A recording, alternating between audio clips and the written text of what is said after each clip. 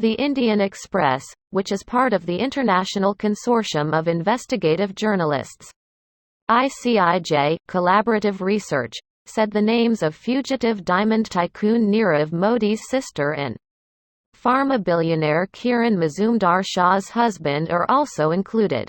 Of the 300-plus Indians included in the papers, the offshore holdings of 60 individuals and companies were investigated. The report said, adding that the details would be revealed in the coming days.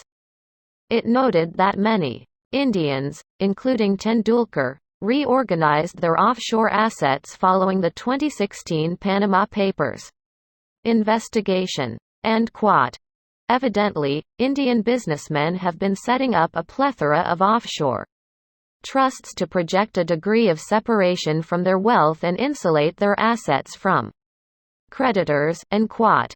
It further said, individuals accused in economic offenses and under investigation have created an offshore network in tax havens like Samoa, Belize or the Cook Islands, besides larger tax havens like the British Virgin Islands or Panama, and quote, the report said.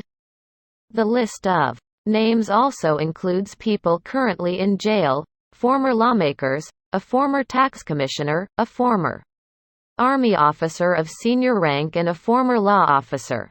The Pandora Papers show that Sachin Tendulkar, his wife Anjali Tendulkar and father-in-law Anand Mehta were the beneficial owners of an offshore company in the British Virgin Islands. The company, SAS International Limited, was liquidated in 2016 following the Panama Papers expose, the report said. It remained operational from 2012 to 2016. When Tendulkar was a member of the Indian Parliament, SAS International Limited was liquidated 3 months after the Panama Papers investigation was made public. According to the Indian Express, and quote, the average buyback price of shares of SAS International Limited is around $96,000. And as a resolution of the company dated August 10, 2007, the day the company was formed, shows, 90 shares of the company were issued at the outset. End quote. Anjali Tendulkar got the first share certificate with 60 shares. Her father got the second share certificate with 30 shares. While there are no details of buyback of the remaining shares, the value of 90 shares can be pegged at $8.60 million.